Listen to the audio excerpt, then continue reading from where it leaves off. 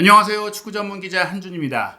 오늘 새벽에 있었던 유로파리그 토트넘의 경기를 분석하는 와중에 대한축구협회에서 손흥민 선수를 10월 월드컵 예선전에 차출하지 않고 회복을 위한 휴식을 주겠다라고 공식 발표했습니다. 결국 손흥민 선수의 허벅지 근육 부상이 생각보다는 조금 신중을 기해야 하는 상태인 것으로 보이는데요.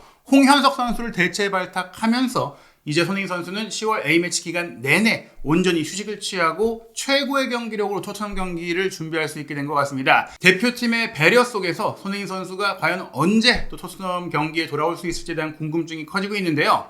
손흥민 선수가 없는 와중에 5연승을 거둔 토트넘, 영국 현지에서는 특히 영국 선수들의 활약 속에 유망주인 마이키 무어부터 웨일스 선수인 브레넌 존슨, 그리고 잉글랜드 대표팀에 복귀하게 된 솔랑키 등의 활약에 크게 주목하고 있지만 세계적인 스포츠 웹진 디 애슬레틱은 여전히 토트넘에서 손흥민 선수의 시대가 끝난 것은 아니다라고 경고하고 또 주장하는 컬럼을 소개하고 있습니다. 그 내용을 통해 최근 토트넘의 상황, 그리고 무엇보다 브레넌 존슨의 이야기를 좀 분석해봐야 할 것 같은데요. 토트넘 허스퍼의 웨일스 공격수 브레넌 존슨이 최근 5경기 연속골을 터뜨리면서 토트넘의 공식 대회 5연승을 이끌고 있습니다.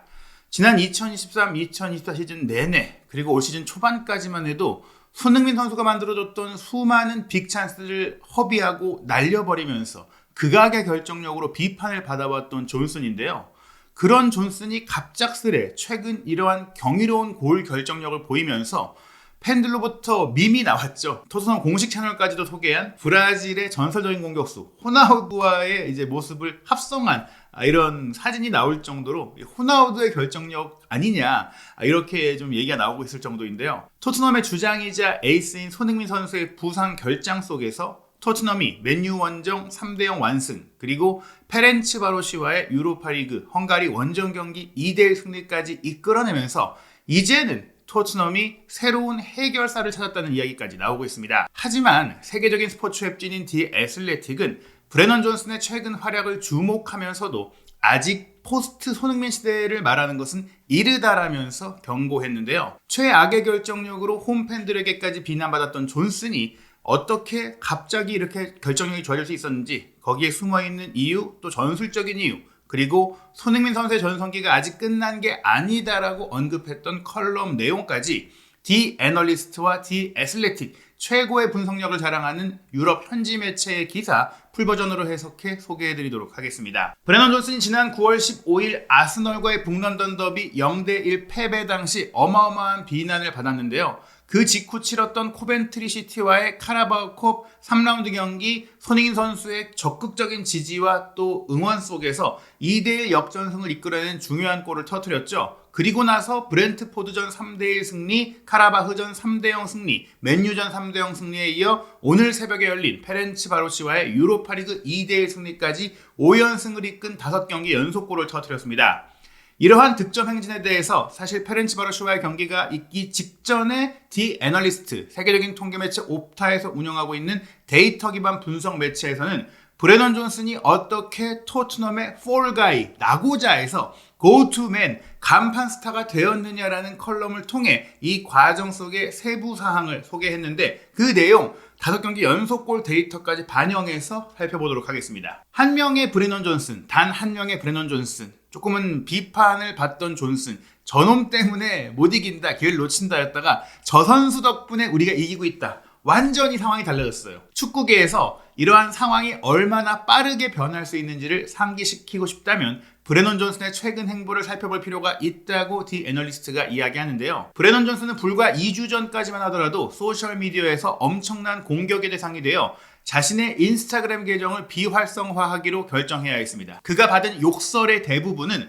토트넘이 북런던 더비에서 아스널에 0대1로 패배한 이후 소속팀, 자신을 응원하던 토트넘 팬들에게서 쏟아졌던 것이었습니다. 지난해 여름 5천만 파운드라는 큰 이적료에 입단한 이후 그에 미치는 실력이 아니라는 비난의 화살을 맞아왔던 존슨인데요. 토트넘 커리어가 분명히 순탄하진 않았습니다.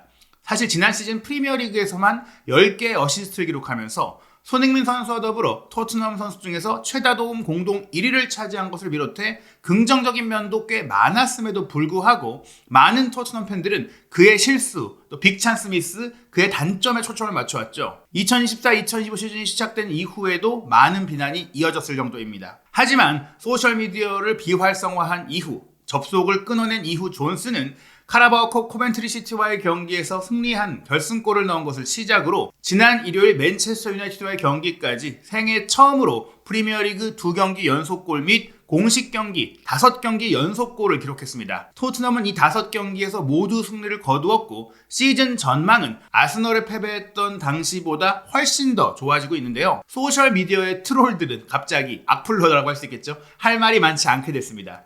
브레넌 존스는 올 시즌 반응을 완전히 자신에 대한 평가를 뒤집어 놨고 팀이 토트넘이 성공적인 시즌을 치르는데 핵심적인 역할을 하고 있는 것입니다. 코벤트리 시티와의 원정 경기 당시 87분까지 0대1로 뒤져있던 토트넘은 2부 리그 팀을 상대로 끔찍한 경기력을 보이면서 팬들이 간절히 우승을 원하는 대회에서 조기 탈락할 수 있는 위기에 처해 있었습니다. 그러나 제드 스펜스의 동점골 이후 브레넌 존슨이 로드리고 벤탄쿠르의 패스를 받아 시원한 마무리 슈팅으로 승리의 쐐기를 박는 결승골을 터뜨렸습니다.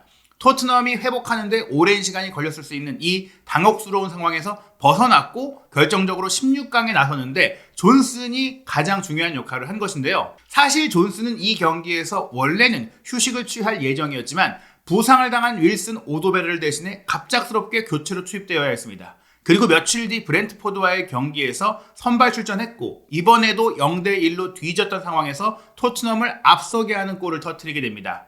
그리고 카라바흐와의 유로파리그 경기에서는 라두 드라구신이 전반 7분 만에 레드카드를 받고 퇴장당한 이후 존슨의 확실한 마무리 덕분에 토트넘이 3대0으로 승리하는 과정 속에 확실한 쐐기, 리드를 잡을 수 있는 골을 넣게 되었습니다. 그리고 지난주 일요일 존슨은 맨유가 11명으로 뛰고 있던 상황에서 토트넘이 넣은 유일한 골을 넣은 선수였습니다. 미키 반더벤의 놀라운 어시스트를 받았죠. 홈팀의 골문을 열었던 존슨이었는데요. 반더벤이 직접 공을 가지고 무려 56.1m를 달려가서 존슨이 탭인으로 밀어넣기만 하면 되는 멋진 밥상을 차려줬지만 그 상황에서 존슨이 근거리에서 골문 앞에서 득점하기에 적절한 위치를 선정했기에 가능했습니다. 다시 한번 승부를 갈랐던 골이고요. 유로파리그 페렌츠 바로시와의 경기까지 존슨이 5경기에서 넣은 5골은 모두 승리로 이어진 골이었으며 토트넘이 포기하지 않고 리드를 잡을 수 있게 했던 골이었습니다. 이로써 존슨은 2014-2015 시즌 개막 후 모든 대회 9경기 만에 지난 시즌 총 34경기에서 기록했던 총 득점 5골과 동률을 기록했습니다. 올 시즌 존슨은 토트넘의 최다 득점 선수이며 최근 몇 주 동안 넣었던 이 5골의 중요성을 고려한다면 현재의 경기력, 현재의 폼으로는 토트넘에 결코 뺄 수 없는 주전 공격수 자리를 차지한 것으로 보입니다. 사실 존슨은 오른쪽 측면에서 뛰는 오른발잡이 선수라는 점에 있어서 현대 축구가 윙어를 기용하는 전통적이고 일반적인 방식과는 조금 다릅니다. 프리미어리그에서 현재 최고의 측면 공격수로 꼽히는 선수들 중에서는 첼시의 페드로 네투나 맨체스터 유나이티드의 알레한드로 가르나초가 가장 두드러지는 예시인데요. 이 선수들은 그래도 가끔은 반대 측면에서 뛰는 경우가 있죠. 에스턴 빌라의 제이콥 머피나 풀럼의 아다마 트라우레 이런 선수들, 모하메드 쿠두스가 웨스트햄에서 활약할 때도 어떻게 보면 이제 반대에서 뛰게 되는 경우들이 많고요. 지난 시즌 특히 리그 순위 4위 이내에 들었던 맨시티, 아스널, 리버풀, 에스턴 빌라 모두 측면 공격수는 반대발 윙어로 주발의 반대편에 배치가 됐습니다. 물론 브레넌 존슨도 왼발을 쓸 수는 있는 선수지만 특히 마무리를 할 때, 슈팅을 할 때는 거의 한쪽 발만 쓰거든요.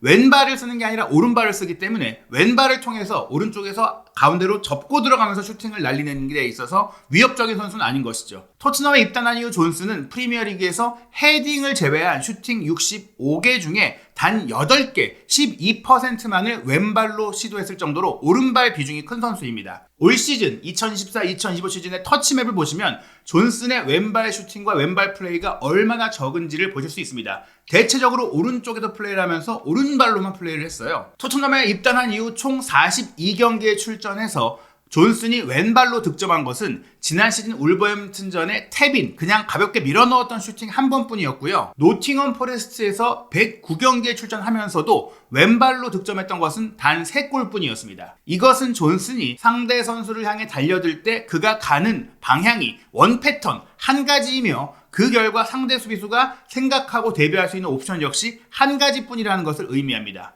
이 점이 바로 토트넘 팬들 사이에서 존슨에 대한 불만을 불러일으킨 이유 중 하나였는데요. 트릭이 하나만 있다고 해서 그러나 꼭 문제가 되는 것만은 아니라는 것을 보여주고 있습니다. 특히 과거 아르옌 로벤 같은 경우에는 모든 수비수가 로벤이 왼발로 안쪽으로 커팅하면서 슈팅하는 것을 알고도 막지 못한 선수로서 대표적인 예시, 또 가장 선호되는 예시로 꼽히고 있죠. 하지만 올 시즌 초반 존슨이 슈팅 기회를 잡으려고 공을 너무 느리게 움직였고 그 결과 골문을 제대로 조준하는데 어려움을 겪었습니다. 이것이 그가 오른발만 쓸 수 있기 때문이었는데요. 게다가 공격수가 마무리할 수 있도록 라인을 따라서 빠르게 돌파하고 또 골문 정면을 가로지는 낮은 컷백 패스, 즉 엔지 포스테코글루 감독 체제에서 토트넘의 중심이 되었던 골 패턴도 굉장히 많이 줄어들었습니다. 지난 시즌에 손흥민 선수와 히차이송 선수가 각각 3개씩 기록했던 것보다 다니엘 선수에게 더 많은 프리미어리그 어시스트를 기록했던 토트넘 선수는 없었는데요. 이 3개의 어시스트는 모두 대부분 낮은 컷백 크로스를 논스톱 마무리로 연결했던 것이었습니다. 하지만 올 시즌에는 존슨이 이런 역할을 하지 못하는 상황까지 이어지면서 득점뿐 아니라 도움도 못하게 됐죠. 다만 도움이 없던 과정 속에 물론 존슨이 지난 맨유와의 경기에서 쿨루셉스키의 골을 연결했던 패스가 있긴 했는데 이게 크게 굴절됐기 때문에 옵타의 데이터 안에는 도움으로 집계가 안 됐어요. 어찌됐거나 존슨이 도움 기록이 사라진 가운데 또 다른 활약이 필요했는데 슬로우 스타트 속에서 마침내 존슨이 득점을 통해 또 다른 자신의 강점을 발휘하기 시작했습니다. 2024-2025 시즌에 넣은 이번 페렌츠바로시와의 경기를 제외한 4골 같은 경우에는 기대 득점이 3골이었어요. 즉 기대 득점 대비 더 많은 골, 어려운 기회에서 골을 넣은 것이죠. 즉 지난 시즌보다 존슨이 골문 앞에서 압도적이고 뛰어난 활약을 펼치고 있다는 기록입니다. 지난 2023-2024 시즌의 존슨은 총 기대 득점이 11골이었습니다. 그런데 실제로는 5골밖에 못 넣었으니까 6골 정도를 날려버린 겁니다. 지난 시즌 프리미어리그 경기로만 따졌을 때도 기록했던 5골이 기대 득점 10.6골에서 나왔는데 이것은 지난 시즌 에버튼의 도미닉 칼버트 르윈이 기록했던 기대 득점 대비 실제 득점이 마이너스 5.9골, 그 다음으로 나빴던 5.6골이라는 매우 저조한 결정력이었어요. 존슨의 이러한 기록은 공을 골대에 넣는 데 있어서 퀄리티가 부족하거나 혹은 자신감이 부족하다는 것을 시사합니다.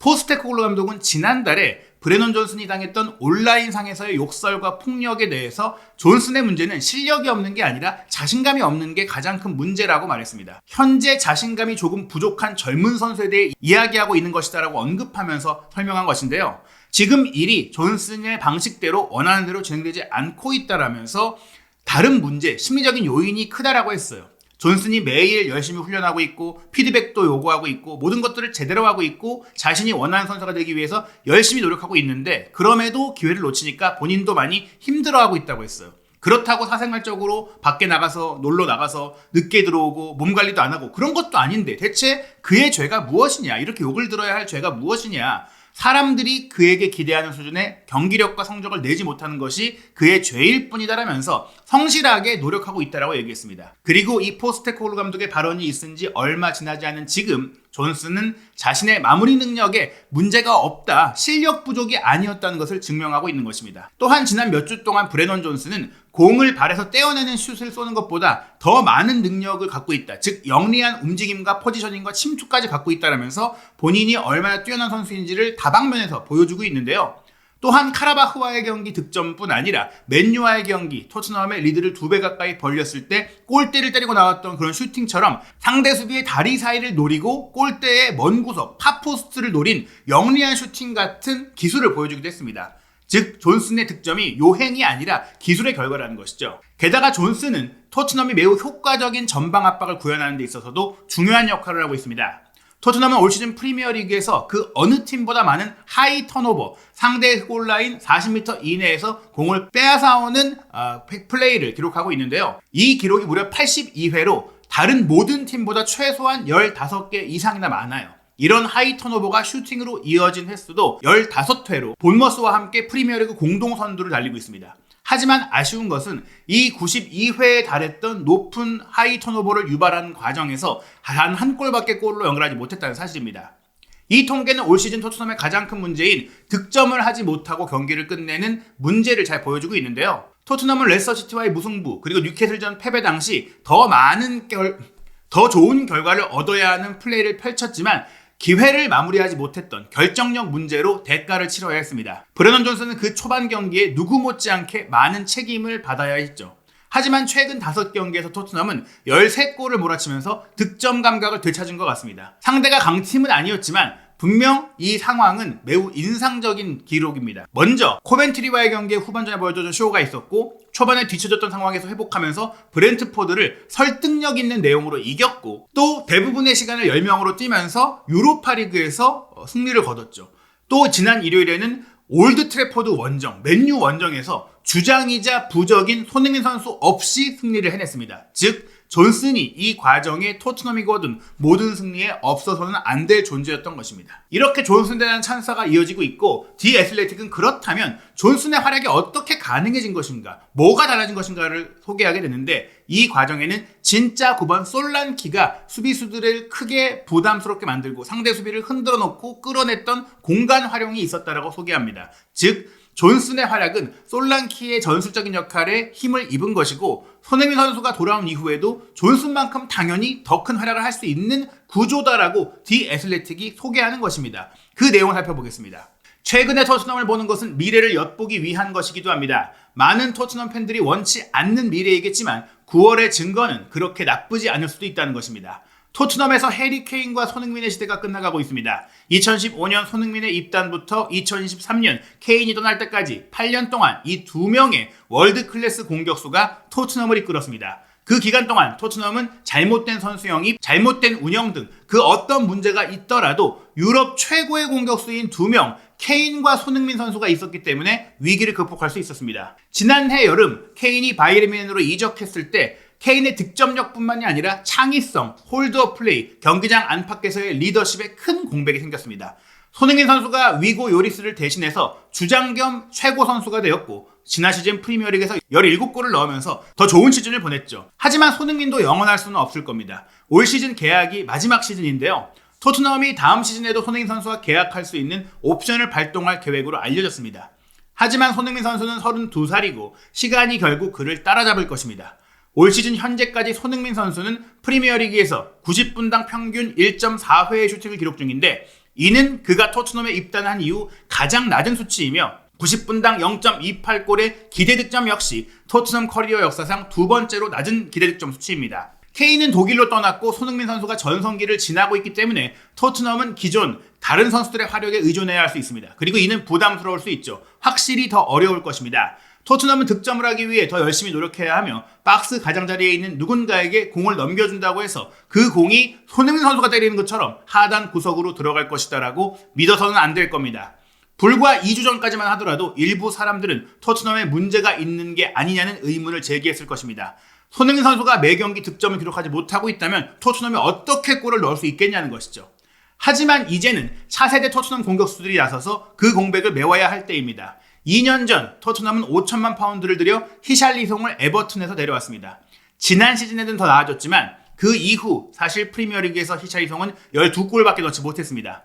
많은 돈을 지불하고도 별다른 성과를 거두지 못한 토트넘은 빠르게 득점을 올리기 위해 다음 대형 영입이 필요했습니다. 토트넘은 지난해 여름에 4,750만 파운드를 투자해 브레넌 존슨을 영입했고 그는 지난 시즌 프리미어리그 26경기에 선발 출전해서 5득점 10도움을 기록하며 충분히 좋은 활약을 펼쳤지만 항상 앞으로 더 많은 것이 남아있는 것처럼 느껴지는 플레이를 했죠.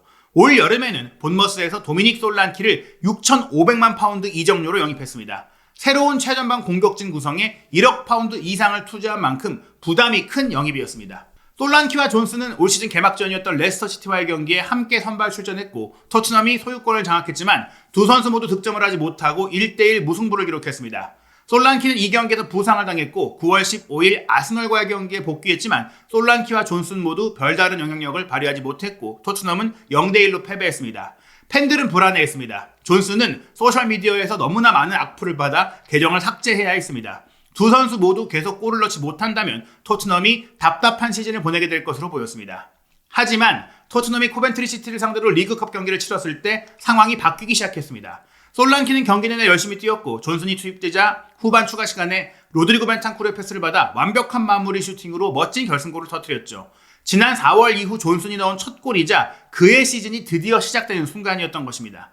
존슨은 항상 좋은 순간, 큰 골을 한 번만 넣으면 자신감이 회복되고 다시는 뒤돌아보지 않을 것이라고 생각했습니다. 그리고 그것은 증명되었습니다. 존슨은 이후 브렌트포드, 카라바흐, 맨체스터 유나이티드와의 경기에 선발 출전하면서 3경기 모두에서 득점을 올렸습니다. 올드 트래포드에서는 미키 반더벤의 크로스를 골로 연결하고 기뻐하는 모습, 그리고 그가 잘하는 먼 쪽 포스트를 공격하고 고전적인 득점을 하는 패턴을 보여주면서 올 시즌 초반에 부족했던 모습과는 완전히 달라진 경기력을 보였죠.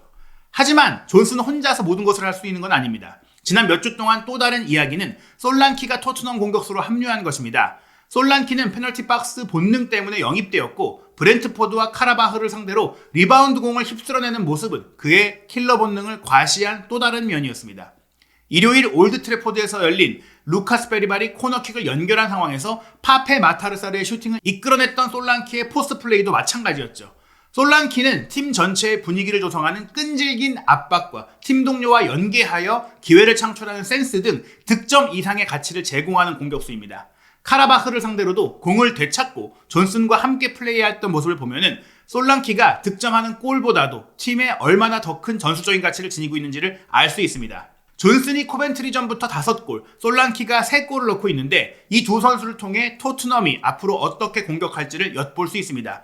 특히 지난 일요일 토트넘은 손흥민 선수 없이 올드 트래포드 원정 맨유와의 경기를 치렀는데요. 기록 집계가 시작된 이래 토트넘의 최대 기대 득점 값인 4.59골을 기록한 경기였습니다. 데이터를 거슬러 올라가서 토트넘이 기록한 또 다른 최고 기대 득점 기록 경기를 보면요. 4골을 넘겼던 경기는 거의 대부분 케인과 손흥민이 모두 출전하고 둘 다 득점했던 경기였습니다. 2018년 1월 에버튼전 4대0 승리, 직전 스완지전 5대0 승리, 2017년 4월 아스널전 2대0 승리, 2017년 12월 스토크시티전 5대1 승리, 2022년 5월 노리치 시티전 5대0 승리 등입니다. 단 한 가지의 예외가 있다면 지난 시즌 뉴캐슬 유나이티드전 4대1 승리였는데 그 당시 케인은 이미 팀을 떠난 뒤였죠. 물론 아직 포스트 손흥민 시대라고 말할 수는 없습니다. 손흥민 선수는 이전에도 시즌을 천천히 시작하는 편이었고 그 이후 후반기에 기세를 올리던 선수입니다. 8월 28일 에버튼과의 경기에는 2골을 넣기도 했죠. 그 이후 득점을 기록하지 못했지만 컨디션이 회복된다면 왼쪽에서 계속 토트넘의 제1옵션이 될 것이라는 데는 의심의 여지가 없습니다. 이 시스템에서 이런 식으로 플레이를 한다면 손흥민 선수에게도 많은 골이 터질 것입니다.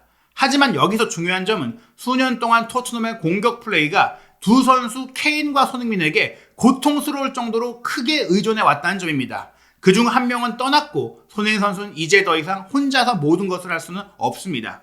언젠가 토트넘은 역대급 선수인 손흥민 선수에게 모든 것을 의존하지 않고도 골을 넣을 방법을 찾아야 할 것입니다. 그리고 이제 처음으로 그 미래가 어떤 모습일지 윤곽을 볼 수 있었습니다. 올 시즌 존슨의 활약이 솔랑키 덕분이었고 솔랑키의 활약이 팀에 녹아들면 녹아들수록 손흥민 선수가 부상에서 회복했을 때 손흥민 선수에게도 어마어마한 기회가 찾아올 것이다. 결국에는 솔랑키가 손흥민 선수에게도 최고의 조력자가 될 수 있으며 손흥민, 솔랑키, 존슨이 각기 다른 조합을 통해 장점을 통해 토트넘의 화력을 이끌 것이다라는 전망입니다. 10월 7일 월요일 0시 30분 토트넘이 브라이튼 호브 알비온과 프리미어리그 7라운드 원정 경기 치르는데요. 웨스트햄과 10월 19일 밤 8시 30분에 치를 런던 더비 8라운드 경기에 최고의 몸 상태, 모든 부상의 우려를 씻어내고 정말 최고의 컨디션으로 돌아올 수 있기를 기대하고요. 계속해서 한준TV는 토트넘 허스퍼의 경기, 손흥민 선수가 출전하지 못한다고 하더라도 손흥민 선수의 올 시즌 우승 꿈을 위해 정말 중요한 일정들이기 때문에 여러분과 실시간 소통 방송으로 함께하고 또 10월에 있을 월드컵 예선전 그리고 이후 웨스트햄전부터 시작되는 유로파리그 알크마르전, 프리미어리그 크리스탈 팰리스전 그리고 맨시티와 카라바오컵 16강전 등 손흥민 선수의 부상 복귀전이 될 경기들 역시 빠르게 전해드리도록 하겠습니다.